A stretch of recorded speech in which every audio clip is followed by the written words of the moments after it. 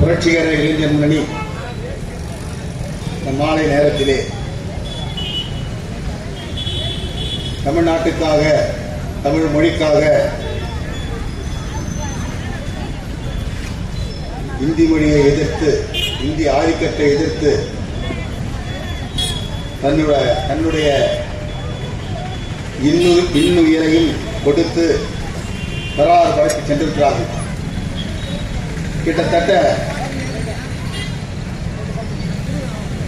கிட்டத்தட்ட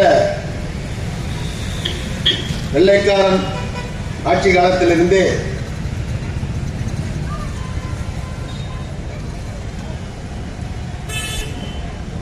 இந்தி மொழியை, இந்தி ஆதிக்கத்தை நாம் ஒரு மொழியா அதை எதிர்க்கல.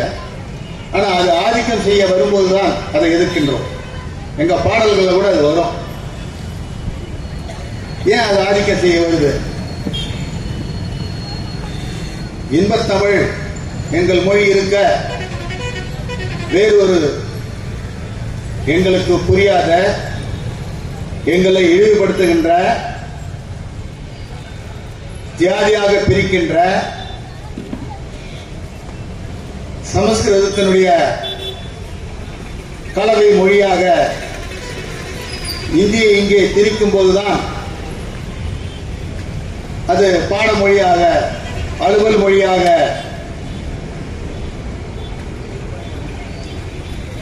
இங்கே நிறுவப்படும் போது, அப்படி நிறுவ வரும்போதுதான் இங்கே தமிழகம் கொந்தளிக்கிறது. வரலாறு முழுக்க அதை எதிர்த்துதான் தமிழ்நாடு முன்னேறி வருகிறது. ஆனால் வரலாறு முழுக்க பார்த்தீங்கன்னா எல்லாரும் நிறைய கேள்விப்பட்டிருப்போம். கல் தோன்றி முன் தோன்றா காலத்தே வாளோடு முன் தோன்றிய தமிழ் குடி நமது குடி. அப்போ சொல்லு நம்மளிடம் தான் முதல்ல உருவாச்சு. அந்த சொல்லு வளர்ந்துதான் இந்த சமூக வரலாறை நிலைநிறுத்துகிறது. அப்பிருந்தே இந்த மொழியை நாம் உயிராக, ஏன்னா மொழியிலிருந்து அறிவு கிடைக்கும். மொழியே ஒரு செல்வம் சொல்றாரு. மொழி செல்வம் தான் மிக சிறந்த செல்வம். ஏன்னா அதுதான் ஒரு பொருளை உருவாக்க, ஒரு பொருளை உருவாக்கி அதை வளப்படுத்த பல வகையில் அதுதான் உதவும். மொழிதான் ஒரு தேசிய இனத்தினுடைய உயர்ந்தபட்ச அடையாளம். தமிழ் மொழி இல்லைன்னா தமிழன் கிடையாது. இதை உயிராக உணர்ந்துதான் 1937 வெள்ளைக்காரன் ஆட்சி காலத்திலேயே 1937 ஆண்டு அப்ப ராஜாஜி அமைச்சர்கள் ராஜாஜி இருக்காரு. அவர் என்ன பண்றாரு? இந்தியா முழுக்க ஒரு இணைப்பு மொழியாக, பொது மொழியாக இந்தியை கொண்டு நிறுவுறார். அதை பெரியாரின் தலைமையிலே அப்பவே எதிர்க்க தொடங்கிறோம். 37 ஆண்டு, அதுக்கு முன்னாலே 100 ஆண்டுகளா வரலாறுனா 20களே தொடங்கிடுது. அது வடிவம் கொண்டு என்ன பண்ண அப்பப்போ நிறுவ வருவாங்க. அதை எதிர்த்து போராடிட்டே இருக்கோம். ஆனா முதல் மொழி போர் வந்து 1937 பெரியாரால் தொடங்கப்பட்ட, தலைமை தாங்கப்பட்டு ராஜாஜியை புறமுதுகு காண வச்சது.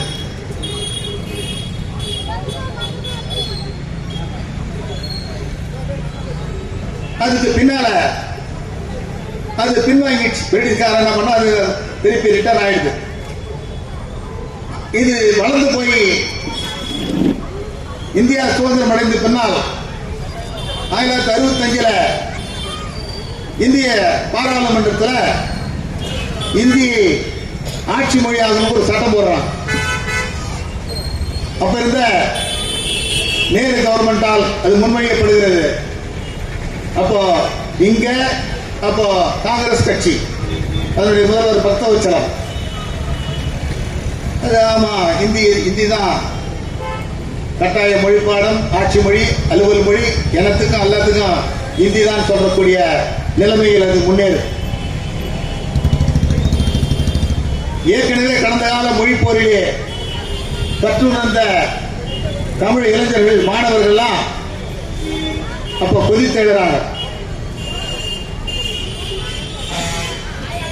கிட்டத்தட்ட இந்த பதாகையிலே போடப்பட்டிருக்க உயிரை கொடுத்து உயிரை எரிச்சுக்கிட்டு குண்டடிப்பட்டு சிறைச்சாலையில் அடிபட்டு கிட்டத்தட்ட துப்பாக்கி சூட்லையும் இறந்து போனவங்க 200 பேர் மொத்தம் கணக்கு சொல்றாங்க. கிட்டத்தட்ட அந்த மொழி போராட்டத்தில் வரைக்கும் 700 பேருக்கு மேல இறந்து உயிரை பலி கொடுத்துரும். அந்த 65 கீழப்படுவூர் சின்னசாமி என்ற ஒரு 24 வயது மாணவன் நேரா பக்தவசத்துக்கு போயிட்டு, ஐயா இப்படி ஒரு சட்டத்தை கொண்டு வரீங்களே, நமது தமிழ்நாடு அந்த சட்டத்தால் அடிமையாகிவிடுமே, இது நியாயமா அப்படின்னு முதல்வர் பக்தவச்ச பார்த்து நேர கேட்கிறார். பக்தவச்சம் அதுக்கு செவி சாய்க்கவில்லை. விடிந்தால் ஜனவரி 26 மொழிமீட்சியர் நாள் என்பது 1965 ஜனவரி 25. ஆனா விடிந்தால் 26 குடியரசு தினம். இப்ப குடியரசு தினம் பாருங்க. இங்க அடிமை அரசுகள் தான். இந்தியா ஒன்றியத்துல 35 தேசிய இனங்கள் அடிமை அரசுகளாக இருந்துகிட்டு இருக்கு. அதனாலதான் நாங்க இறையாண்மை கொண்ட அரசுகள் சொல்றோம். இப்ப 1965 25ஆம் தேதி ஜனவரி 25ஆம் தேதி கீழப்படுவூர் சின்னசாமி, ஐயா இதை எப்படின்னா தடுத்து நிறுத்துங்க, நீங்க நாளைக்கு குடியரசு நாள் அதை அறிவிச்சீங்கன்னா தமிழ்நாடு இந்திய ஒன்றியத்துக்கு அடிமை நாடாக மாறிவிடும், அதை நான் எப்படி பொறுத்துக் கொள்வது, ஆகையால் மன்றாடி கேட்டுக்கொள்கிறேன், தயவு செய்து இதுக்கு எதிர்வினை ஆற்றுங்க, அதை அமல்படுத்தாதீங்கன்னு சொல்லி மன்றாடுறாரு. அவருக்கு செவி சாய்க்கல. என்ன பண்றாரு சின்னசாமி, உடல் முழுக்க எண்ணெயை ஊற்றிக்கொண்டு தமிழ் வாழ்க இந்தி ஒழிக என்று உரத்த குரலோடு தன் உடலை முதலில் தீக்கிரையாக்கி 1965 இரண்டாம் மொழிப்போருக்கு அவர் வித்திட்டார். தமிழ்நாடு கொந்தளிக்க ஆரம்பிச்சிச்சு. 1965 இரண்டாம் மொழிப்போர்ல முதல் வீர வணக்க தியாகி ஆகிய கீழப்படுவூர் சின்னசாமியை அவர்தான் இந்த வீர வரலாறை தொடங்கி வைக்கிறார். இது நிறைய பேர் செய்யறாங்க, நாட்டுக்காக சமூகத்துக்காக நிறைய பேர். குறிப்பா அப்ப பௌத்தர்கள் புத்த பிக்குகள்லாம் என்ன பண்ணுவாங்க, இந்து மதத்தை எதிர்த்து அதில் அன்பு இல்லை, உழைக்கும் மக்களை ஜாதியாக பிரித்து கேவலப்படுத்துகிறது, மக்களை மனிதர்களாக மனிதநேயம் மிக்கவர்களாக மாறவிடாமல் அவர்களுடைய பிளவை ஏற்படுத்துகிறது என்று பலவிதமான கருத்துக்களை முன்வைத்து புத்த பிக்குகள் தங்களுடைய உடலெல்லாம் தீயில மாற்றிக்குவாங்க. அது ஏற்கனவே அவர்கள் அதில் பயிற்சி பெற்றவங்க. ஆனா நம்ம சின்னசாமி தன் மொழிக்காக, தன் மொழி அடிமையாகிவிடக் கூடாது என்பதற்காக 1965 ஜனவரி 25 தன்னுடைய உடலை தீக்கிரையாக்கி இரண்டாம் மொழி போராட்டத்துக்கு அவன் தான் முத தீயை பரவினான். அவன் தான் தீயை பரவிட்டான். அதுக்கு பின்னால சிவலிங்கம், நடராஜன், தாளமுத்து வரிசை இருக்குது.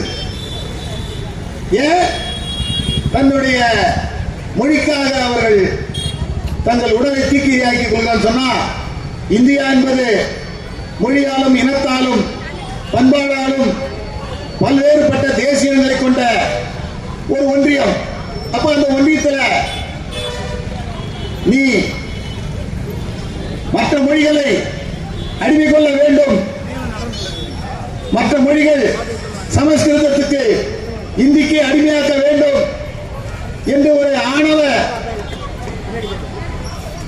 அதிகாரத்தோடு அதை நிறுவ பார்க்கும் போதுதான் இளைஞர்கள் உயிர் தமிழுக்கு உடல் மண்ணுக்கு என்று வரலாறு படைத்த வரலாற்றினுடைய தொடர்ச்சியாகத்தான் இங்கே நாங்கள் பொதுக்கூட்டம் கலை நிகழ்ச்சியை நடத்தி கொண்டிருக்கிறோம். ஆனா அப்ப இருந்த நேரு கவர்மெண்ட் என்ன சொல்லுது, இந்தி பேசாத மக்கள் விரும்புகின்ற வரை ஆங்கிலமே இலக்கு மொழியாக நீடிக்கும் என்ற அந்த உறுதிமொழியை கொடுத்தாரு. இன்னி வரைக்கும் அது சட்டமாக்கல.